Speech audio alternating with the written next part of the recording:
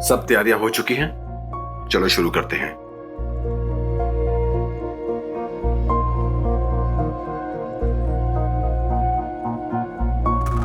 Sir, मैं doctor Praful को बुलाती हूँ। हाँ जल्दी बुला के ले आओ। Doctor Praful, doctor Praful. आप लोग सब बाहर निकलिए। इतना छोटा सा ऑपरेशन था, मर कैसे सकते हो आप?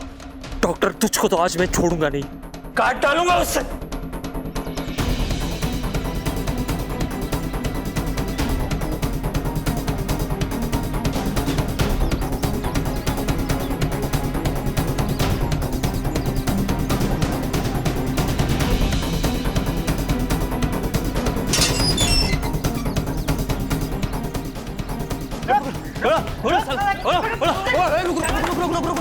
अबे पागल है क्या?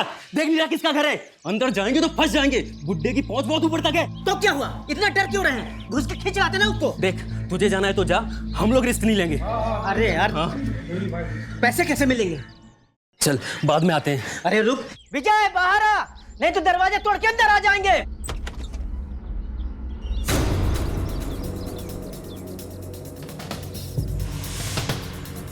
दरवाजे को या मेरे पति को हाथ भी लगाया ना तो काट के रख दूंगी।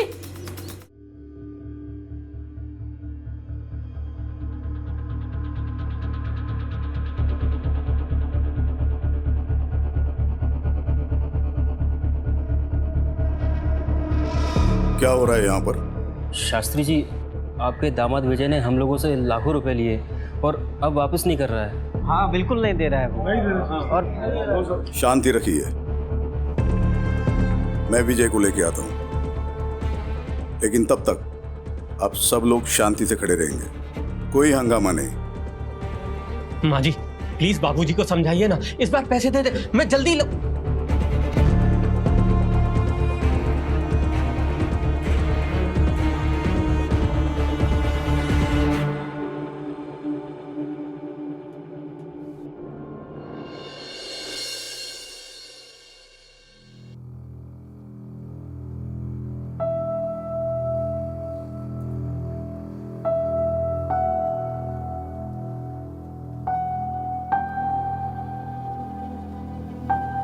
हेलो, केशव शास्त्री बोल रहा हूँ। आप यहाँ हमारे घर आ जाइए तुरंत। बाबूजी, बाबूजी मैं आपका दामाद हूं, आप ऐसा नहीं कर सकते।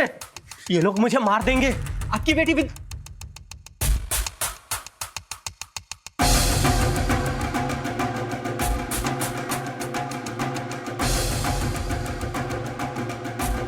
सुन, मेरा दामाद होने के नाते तुझे एक शरीफ और जिम्मेदार इंसान होना चाहिए था, और तू एक नंबर का धूर्त और धोखेबाज आदमी है, जिसकी सजा तुझे मिलनी चाहिए।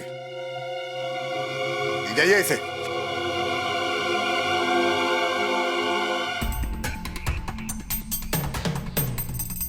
मैं चाहता हूं कि आप सभी को न्याय मिले, और जिस किसी को भी मेरे दामाद विजय से प्रॉब्लम है, वो बिना कानून अपने हाथ में लिए पुलिस की मदद ले ले, वरना वो भी मेरी नजर में उतना ही गुनहगार होगा जितना कि विजय।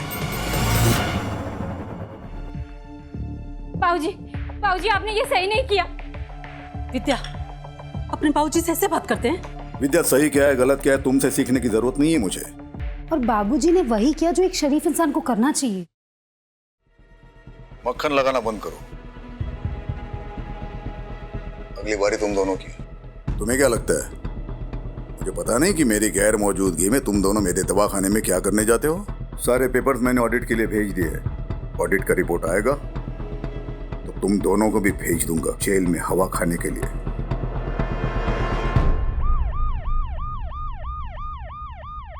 सर मैंने ही आपको कॉल किया था, प्लीज। डॉक्टर सेठ, आपने कहा था कि एक पेशेंट की डेथ हुई है। हाँ सर, पेशेंट की बॉडी तक उठा कर ले गए और रिलेटिव्स के सर पर तो खून सवार था। मैं बहुत डर गया था, इसीलिए फिर आप लोगों को फ़ोन किया। ऑपरेशन आप ही कर रहे थे? नहीं मतलब,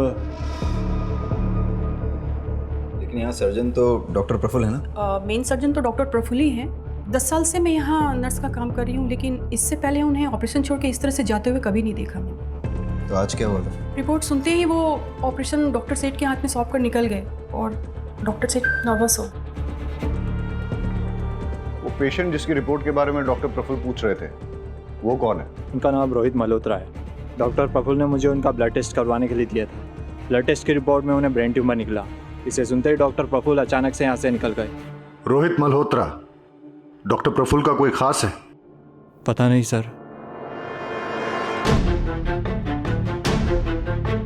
डॉक्टर प्रफुल्ल एक रैंडम आदमी रोहित मल्होत्रा, उसकी रिपोर्ट्स के बारे में जानने के बाद एक 5 साल की बच्ची को चलते हुए ऑपरेशन के बीच छोड़कर चले गए।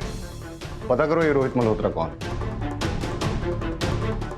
रहीमी, डॉक्टर प्रफुल्ल के कॉल डिटेल्स निकालो और लोकेशन ट्रेस करने की कोशिश करो। और ये आदमी जो डॉक्टर प्रफुल्ल के पीछे भागा है, पता करो कौन है। Okay sir. Sir doctor Praful के लैंडलाइन फ़ोन के लास्ट डायल नंबर के मुताबिक उन्होंने न्यूरोलॉजिस्ट डॉक्टर मीनल शाह से कांटेक्ट किया था। जब हमने मीनल शाह से बात करने की कोशिश की, उन्होंने पेशेंट के बीच की कॉन्फिडेंशियलिटी का हवाला देकर हमसे बात करने से मना कर दी। रोहित मल्होत्रा की रिपोर्ट्स मिली? हॉस्पिटल के सारे कंप्यूटर्स चेक करो। पेशेंट रिकॉर्ड्स में कहीं ना कहीं जरूर कुछ मिलेगा। ये आप क्या कह रहे हैं? ऐसा पहले कभी नहीं हुआ। ऑपरेशन छोड़ के बीच में वो कभी नहीं गए। वो कल रात से गायब है। आपने उन्हें एक भी बार कॉल नहीं किया या उन्होंने भी आपको कांटेक्ट नहीं किया? क्योंकि ये नॉर्मल है सर। पिछले 2-3 महीने से वो काफी बिजी चल रहे थे और कई बार तो 2-3 दिन तक वो घर भी नहीं आते थे। हमारी तो फोन पर भी बात नहीं होती थी। डॉक्टर प्रफुल्ल किसी प्रॉब्लम में थे? कोई टेंशन, कोई स्ट्रेस? नहीं सर, ऐसी तो कोई बात नहीं थी। अच्छा, आप उनके किसी पेशेंट रोहित मल्होत्रा के बारे में कुछ जानती हैं? रोहित? नहीं सर। Hello sir.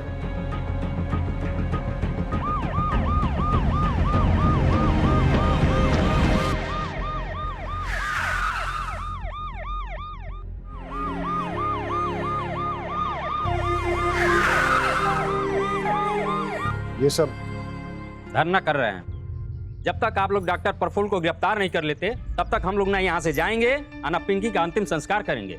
हमको न्याय चाहिए, न्याय। अरे न्याय तब मिलेगा जब डॉक्टर प्रफुल्ल मिलेंगे। अभी तो उनका पता ही नहीं है। पुलिस ढूंढ रही है उन्हें। तो जैसे ही हमें मिल जाते हैं, हम उनके खिलाफ मेडिकल नेग्लिजेंस का केस चलाएंगे। लेकिन गलती पिंकी के मामा मंगू की भी है। हॉस्पिटल में तोड़फोड़ करने का इल्जाम है उस पर। और अगर गलती से उसने डॉक्टर प्रफुल्ल के साथ कुछ उल्टा सीधा किया ना, बहुत बुरा फंसेगा। इसलिए आप हमें बता दीजिए कि मंगू कहाँ है? मुझे नहीं पता। देखिए, आप मेरी बात सुनिए और समझने की कोशिश कीजिए। हम उसकी बॉडी का पोस्टमार्टम करवाएंगे, जिससे कि डॉक्टर प्रफुल्ल के खिलाफ केस और स्ट्रांग हो जाए। पिंकी को न्याय ऐसे मिलेगा, इस तरह धरना देने से नहीं।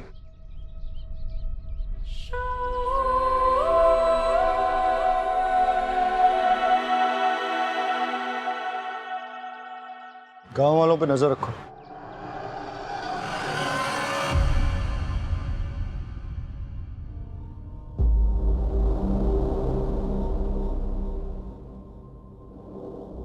परेश जी शास्त्री जी। मैं घर जा रहा हूं, तू भी सब निपट के जल्दी घर जाना। कल सुबह की ट्रेन है, मेरी याद है ना?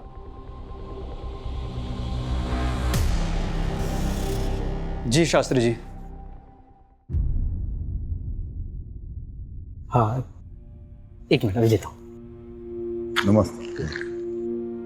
अबे जी, देखिए ना, केबल लगवा लिया। दुकानदारी बढ़ गई, लोग आने शुरू हो गए। बढ़िया है, बस इसी तरह तरक्की करो। मेरी शुभकामनाएं तुम्हारे साथ है।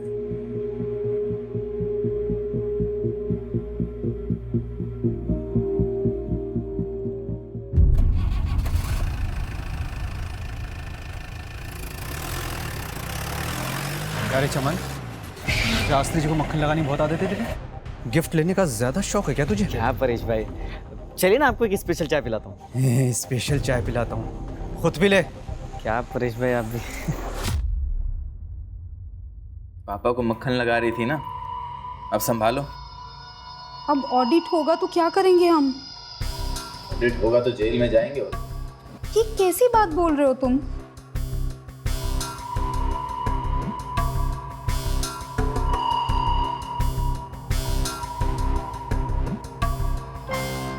कुछ बोलोगे तुम?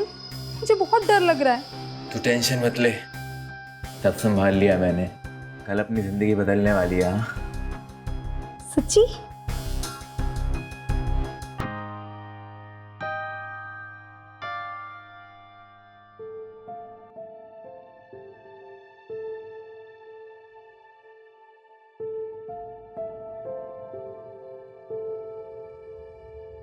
बाबूजी, आपसे कुछ बात करनी है। तुम्हें पता है ना, इस रूम में किसी को भी आने की इजाजत नहीं है। बाबूजी, आप प्लीज विजय को छुड़वा लीजिए, प्लीज। चलो चलो यहाँ से बाबूजी, बाहर जाओ। बाबूजी मेरी बात तो बाहर सुनिए। जाओ। बाबूजी प्लीज मैंने मेरी बोला बात बाहर सुनिए। जाओ।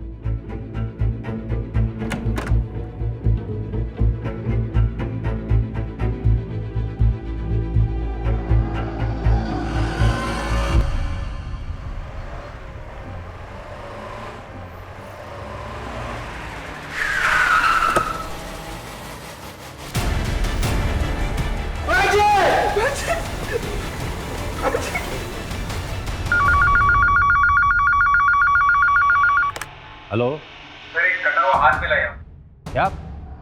कहाँ?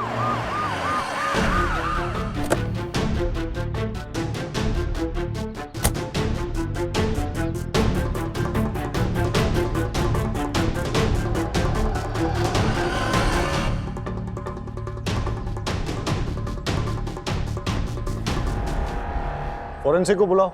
जी सर। कट को देखकर ऐसा लग रहा है कि हाथ को किसी घरेलू हथियार से काटा गया है। सब नाखून उखाड़े गए, मतलब टॉर्चर।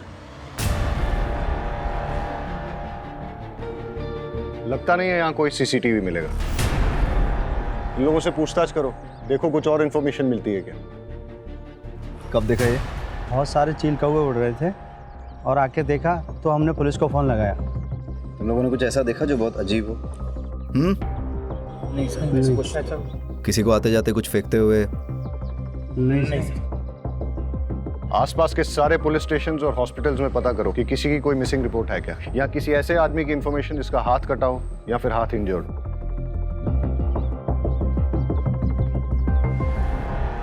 डॉक्टर प्रफुल्ल की कोई लीड? नहीं सर, डॉक्टर प्रफुल्ल ने अपनी वाइफ से कांटेक्ट किया ना किसी जानने वाले से, उनका नंबर भी ट्रेसेबल नहीं आ रहा। और मगनू? सर उसके बारे में भी कुछ पता नहीं चल पाया सर। हो सकता है मंगू ही डॉक्टर को उठा ले गया हो। किडनैप? लेकिन अभी तक कोई रैंसम कॉल आया नहीं। वाघेला सर, हॉस्पिटल की इन्वेस्टिगेशन से कोई लीड मिली? यस सर, 2 बातें निकल के सामने आई सर।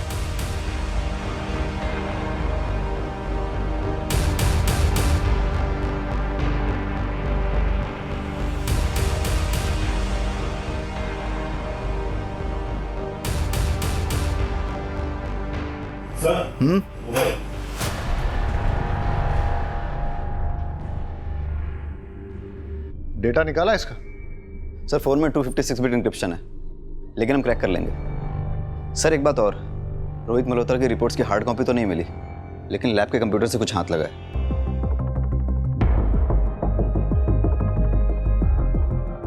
इसकी मुझे हार्ड कॉपी मिल सकती है? जी सर। सर रोहित मल्होत्रा के ब्लड टेस्ट की पेमेंट खुद डॉक्टर प्रफुल्ल ने की थी, वो भी अपने डेबिट कार्ड से। और सर रिपोर्ट्स में रोहित मल्होत्रा की पर्सनल डिटेल्स, उसका एड्रेस, उसका फ़ोन नंबर सारे फेक हैं। पेशेंट का नाम छुपाने के लिए इतनी मेहनत? सर हो सकता है रोहित डॉक्टर प्रफुल्ल का कोई करीबी हो, इसलिए उसकी रिपोर्ट के बारे में सुन के वो घबरा गया था। तो सर डॉक्टर प्रफुल्ल के मोबाइल में उसका नंबर सेव होना चाहिए। हो सकता है इस मोबाइल में सेव हो। लेकिन डॉक्टर प्रफुल्ल ने अभी तक अपनी वाइफ, दोस्तों या रिश्तेदारों को कांटेक्ट नहीं किया है, और उसकी वाइफ कह रही थी कि इससे पहले वो कभी भी ओटी से ऑपरेशन छोड़ के गए नहीं हैं। Very interesting. रोहित मल्होत्रा की एज 46 साल,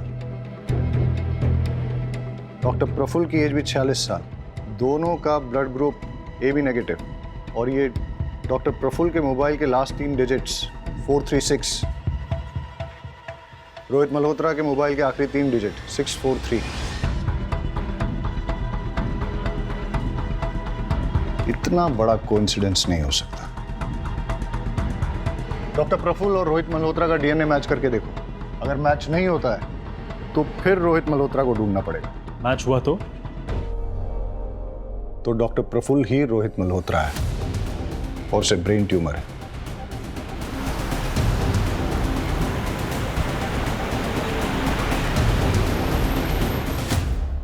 आपको पता है कि आपके पति को ब्रेन ट्यूमर है। क्या?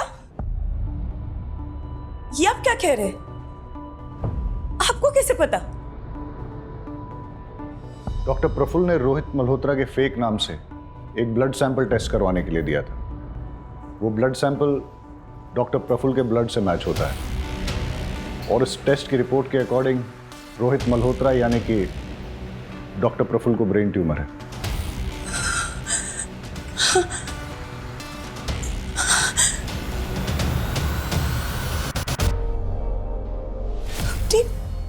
बीमारी तक मुझसे छुपाने लगे।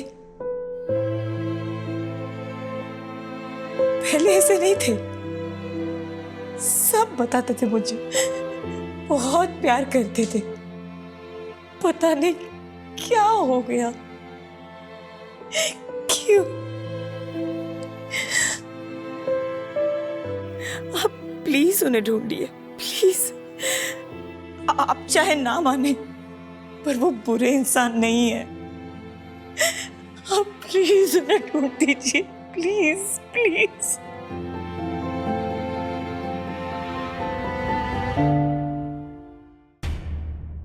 सर, कटे हुए हाथ के फिंगरप्रिंट्स पुलिस डेटाबेस से मैच किए जा रहे हैं।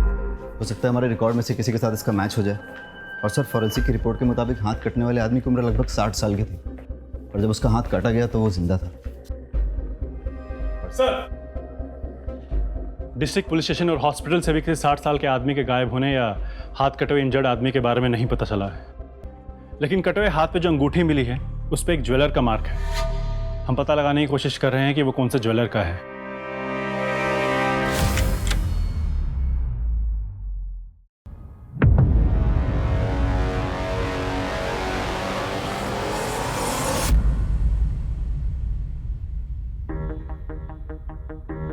परेश भैया, ये सब दवाखाना कैसे हो गया? तू निकल यहां से।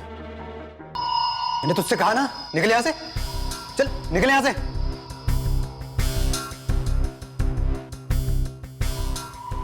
कैश कितना था लॉकर में? पता नहीं, बाबूजी कभी किसी को बताते नहीं थे, काफी सीक्रेटिव थे बाबूजी। लॉकर की चाबी वैद्य के अलावा और किसके पास थी? हम में से तो किसी के पास नहीं थी, सिर्फ पापा के पास थी। उन्होंने परेश को दी हो तो पता नहीं। परेश पर बहुत भरोसा था उनको, उसी को मालूम होगा क्या हुआ, कैसे हुआ। आप नीचे, आप नीचे। अब सच बोल।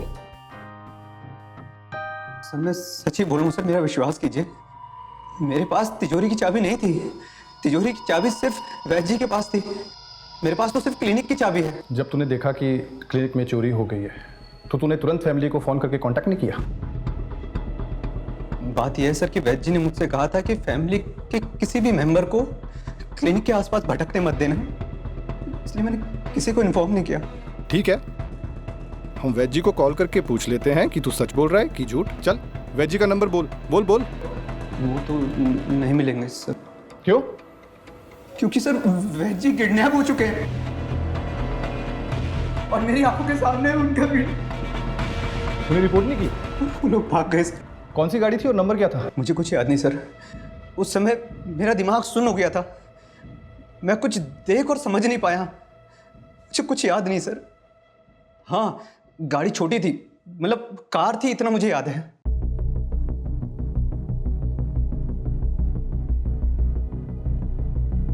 शास्त्री जी कहाँ हैं? कॉन्फ्रेंस के लिए गए हैं इगतपुरी। अच्छा, अगर मैं कहूं कि वो वहां पे पहुंचे ही नहीं है।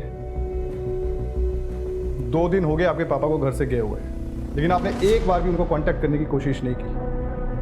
आपको ये भी मालूम नहीं है कि वो वहाँ पहुँचे भी हैं कि पहुँचे ही नहीं है। कैसी फैमिली है आपकी? फिंगरप्रिंट्स हमारे डेटाबेस में किसी के साथ मैच हुए? नहीं सर, उस आदमी का कोई क्रिमिनल रिकॉर्ड नहीं है। Yes doctor. देखिए, हाथ जब हमने बरामद किया तब उसे कटे हुए 48 घंटे हो चुके थे। पहले सारी उंगलियों के नाखून उखाड़े गए, मतलब टॉर्चर। फिर हाथ काटा गया। हाथ काटते वक्त विक्टिम जिंदा था, लेकिन इस तरह हाथ काटने के बाद अगर ब्लीडिंग को ना रोका जाए तो अब तक शायद विक्टिम जिंदा ना बचा हो। गमछे में जो खून मिला है वो कटे हुए हाथ का ही है, लेकिन उस गमछे में जो एक बाल मिला है वो किसी और का, क्योंकि बाल का डीएनए खून से मैच नहीं हो रहा। और वो अंगूठी? उंगली में अंगूठी का कोई ऐसा निशान नहीं है जैसा कि अंगूठी पहनने वाले की उंगलियों में होता है, जिसका मतलब है कि हाथ कटने के बाद अंगूठी पहनाई गई हो। क्यों कोई किसी का हाथ काटकर उसमें अंगूठी पहनाकर फिर हाथ को फेंक देगा? क्या वजह हो सकती है? हो सकता है हमें कोई क्लू देने की कोशिश कर रहा हो, या क्रिमिनल हमें मिसलीड कर रहा है। यानी कि क्रिमिनल या तो निहायत ही बेवकूफ़ है या फिर बहुत ही डेयरिंग, जो हमें चैलेंज करने की कोशिश कर रहा है। लेकिन सर, पुलिस को कोई चैलेंज क्यों करेगा? होते हैं कुछ साइको ऐसे।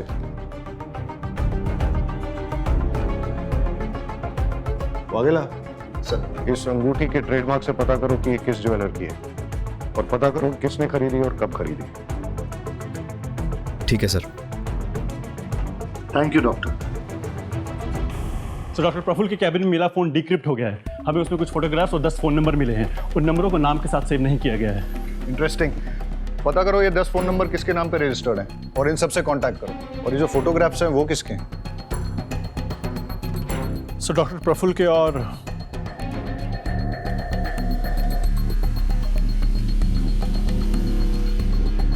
भी इंटरेस्टिंग। सर ज्वेलर का पता लग गया है। हमने पूछताछ की तो उसने बताया कि सीमा कपाड़िया नाम की औरत ने उस अंगूठी को खरीदा था। इस अंगूठी को पहचानती हैं आप? हाँ, बिल्कुल। मैंने ही तो खरीदी थी ये बहुत टाइम पहले, लेकिन काफ़ी टाइम से ये मुझे मिल नहीं रही। आप लोगों को कहाँ से मिली है? डॉक्टर प्रफुल्ल पारिक को जानती हैं? नहीं तो मैं किसी डॉक्टर प्रफुल्ल को नहीं जानती।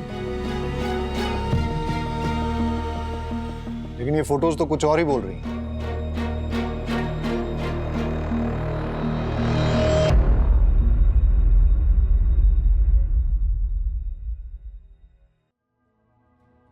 एक्चुअली सर, मैंने ही ये अंगूठी प्रफुल्ल को दी थी।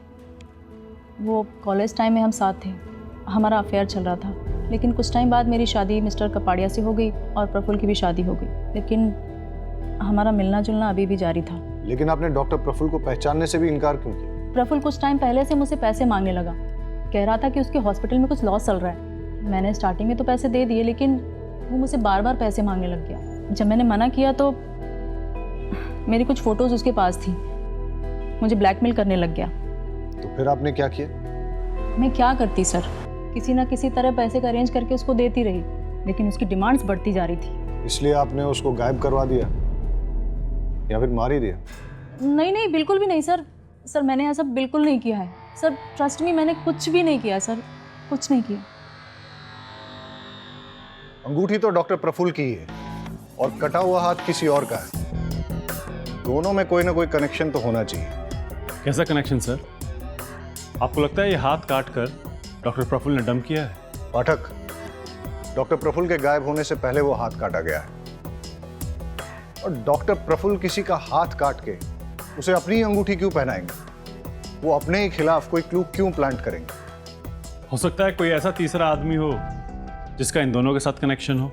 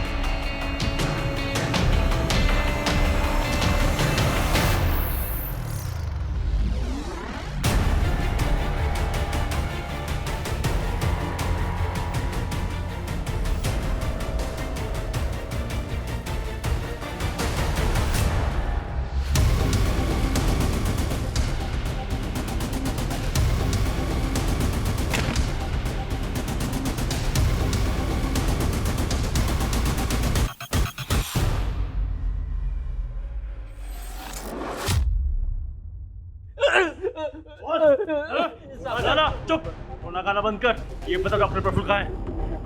मुझे कुछ नहीं पता। बता, बोल। मैं तो आपके डर के वजह से मैं चुप रहा था साहब।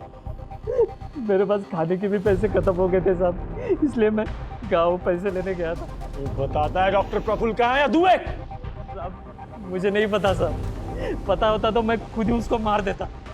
अब तक आपको उसकी लाश मिल चुकी होती साहब। साले की किस्मत बहुत अच्छी है, उस दिन बच के भाग गया मेरे हाथों से साहब।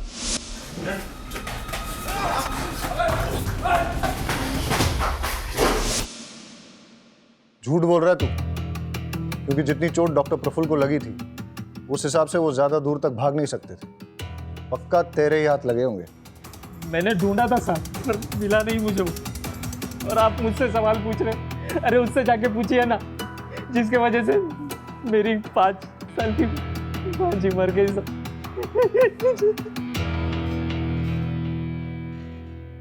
देख, उसकी वजह से उस डॉक्टर पर मेडिकल नेग्लिजेंस का केस बनता है, और ये बात पोस्टमार्टम रिपोर्ट से साफ हो जाती है कि पिंकी की मौत डॉक्टर की लापरवाही की वजह से ही हुई थी। लेकिन तू इससे ये मत समझना कि डॉक्टर के गायब होने के केस से तू भरी हो जाएगा। डॉक्टर के साथ मारपीट और हॉस्पिटल में तोड़फोड़ करने के चार्ज में अंदर करो इसे। छोड़ो, चल।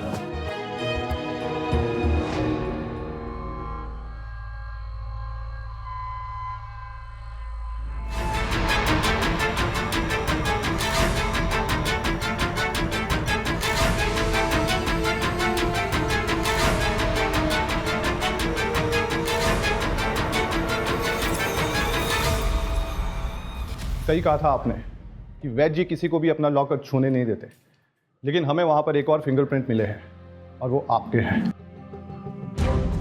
मैंने कोई चोरी नहीं की है सर। माँ देखिए ना ये क्या कह रहे हैं, बताइए ने। हाँ माँ जी, उन्होंने कुछ नहीं किया है। मैंने कोई चोरी कुछ नहीं किया है सर। मैंने कुछ नहीं किया है तो फिर डर क्यों रहे हो?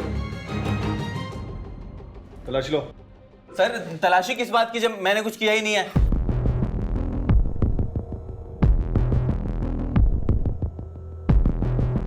सर आपको जरूर कोई गलतफहमी हुई है, आप मेरी बात समझने की कोशिश कीजिए। मैं आपको ये देखिए, इसकी अलमारी से क्या मिला है।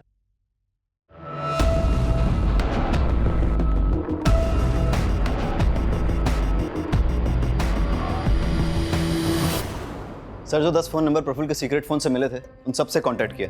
ज़्यादातर लोग बात नहीं करना चाहते, लेकिन जो सबसे फ्रीक्वेंट कॉलर मेहता है वो मिलने को तैयार है, उसे बुलाया है। चलो देखते हैं मेहता क्या कहता है। एक नंबर का फ्रॉड है सर। इलाज के नाम पर लाखों का चूना लगा दिया। पहले बोला कि मिरेकल, फिर जब कोई फायदा नहीं हुआ तो बोला कि एक्सपेरिमेंटल था। एक्सपेरिमेंटल? जरा खुल के बताइए, कौन सा, किस बीमारी का इलाज? सर मैं इम्पोर्टेंट हूं, नामर्दानगी का इलाज करा रहा था। सर मेहता और बाकी 9 लोग जिनके नंबर उस फोन में से मिले थे उनका कच्चा चिट्ठा निकालते हैं।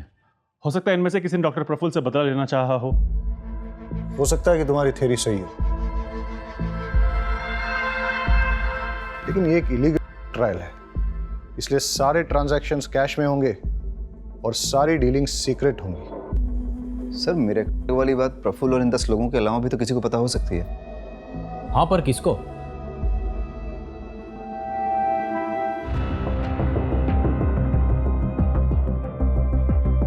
वो 10 आदमी जिन पे ये एक्सपेरिमेंट चल रहा था, उनमें से किसी ने भी डॉक्टर प्रफुल्ल या आपको कोई धमकी वगैरह दी?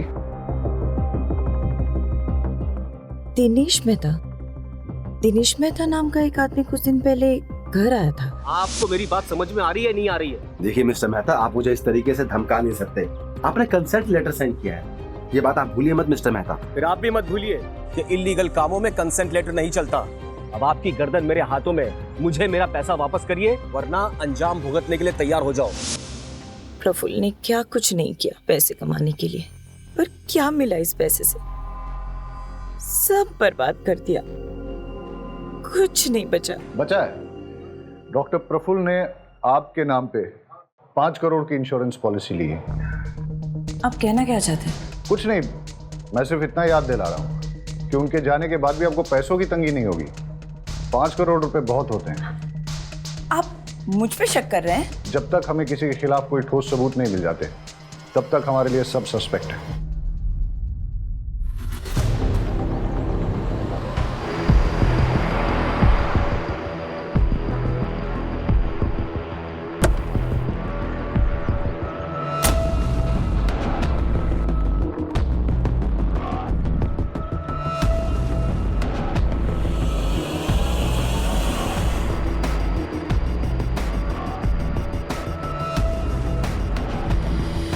सर मुझे तो एक कटे हुए हाथ वाले केस का पार्ट लग रहा है। देखिए ना, इस पैर को ऐसी जगह डंप किया है जहाँ पे आसपास सीसीटीवी कैमरा होना मुश्किल है। वागेला रहीमी, आसपास चेक करो, कुछ और क्लू मिलता है क्या?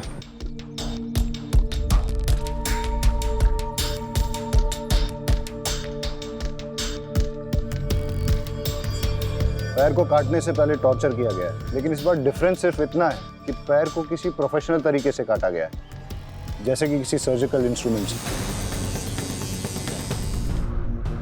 हो सकता है कि हम सही हो, ये कटा हुआ पैर और वो कटा हुआ हाथ एक ही बॉडी का हो। डीएनए मैच करा के देखते हैं और देखते हैं कि फॉरेंसिक की इन्वेस्टिगेशन से क्या मिलता है।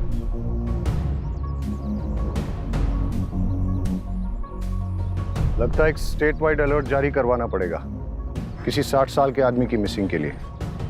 सर खंबात पुलिस स्टेशन से एक अलर्ट आया है सर, वहाँ की पुलिस एक 60 साल के मिसिंग आदमी को ढूंढ रही है। उन्हें एक 60 साल के आदमी का कटा हुआ हाथ और पैर भी मिला है।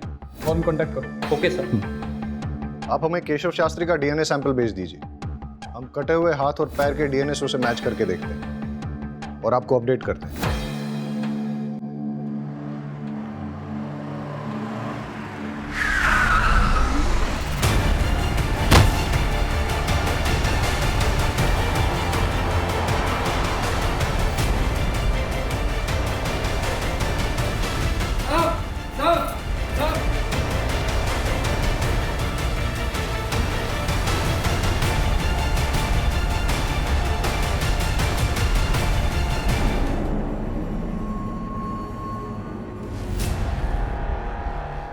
आपने जो डीएनए सैंपल भिजवाया था वो मैच कर गया है। इस बार भी पैर काटते वक्त वो आदमी जिंदा था। काटने के लिए बोन सॉ यूज़ किया गया और एकदम बारीकी से काटा गया जैसा कि कोई सर्जन काटता है, और पैर के अंदर कट लगाकर ये ठूस दिया गया था और इस कपड़े से पैर को बांधा गया था जिसमें ऑर्गेनिक डाई है जो कि हैंडलूम में यूज़ किया जाता है, और पैर के खून में ग्लिटर भी लगा है जो कि सेम ग्लिटर हमें डॉक्टर प्रफुल्ल के नाखून में मिला। मतलब डॉक्टर प्रफुल्ल और शास्त्री जी, जिनका कि हाथ और पैर काटा गया, इन दोनों को एक ही जगह रखा गया था और वहीं से डॉक्टर प्रफुल्ल हमें कोई क्लू भेजने की कोशिश कर रहे थे। Okay doctor, thank you. Okay bye.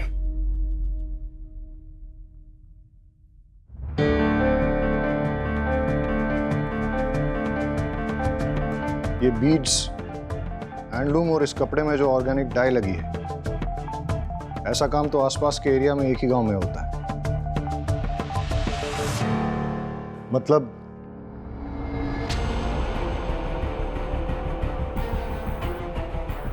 Inspector Shekhar. Yes sir. मैंने आपको यहाँ इसलिए बुलाया है क्योंकि हमें विक्टिम की लोकेशन का पता चल गया। आप लोग भी चलिए हमारे साथ। सर।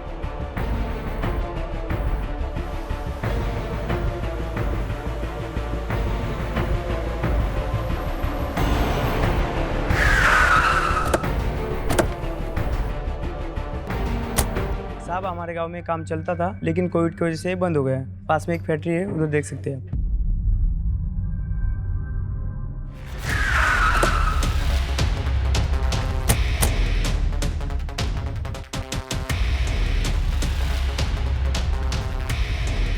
शास्त्री भाई ये मर जाएगा, अबे छोड़। चल हम निकलते हैं। नहीं हा? नहीं नहीं छोड़ उसको।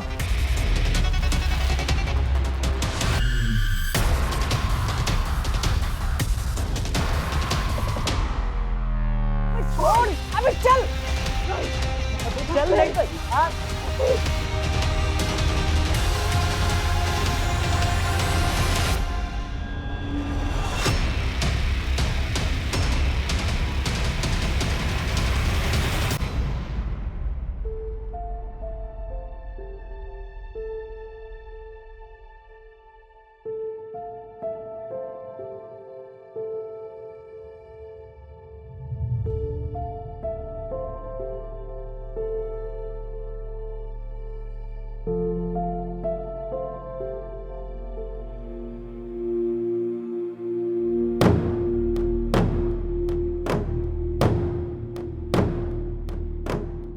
यही वो किताब है ना जिसके पीछे तुम लोग पढ़े थे।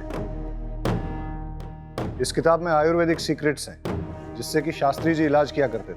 तुम लोगों को क्या लगा तुम इस किताब को हासिल करके शास्त्री जी जैसे अमीर बन जाओगे? सर, प्लान छोटा नहीं था। एक बुक को पढ़कर हम लोगों को दवाइयाँ बनानी थी, फिर उसे बड़े बड़े कंपनीज में बेचना था। प्लान मस्त था, लेकिन साहब गुस्से में आकर सब गड़बड़ कर दिया चमन भाई। अबे ये क्या किया तूने? पागल हो गया क्या तू? कुछ पता ही नहीं रहा है। चल पास का हॉस्पिटल से डॉक्टर बुला के लाते हैं। डॉक्टर तुझको तो आज मैं छोड़ूंगा नहीं।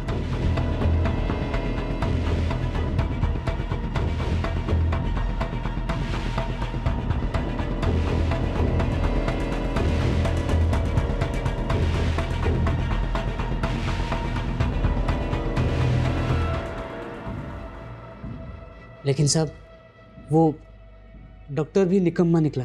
तो इसलिए तुम लोगों ने डॉक्टर प्रफुल्ल को भी मार दिया?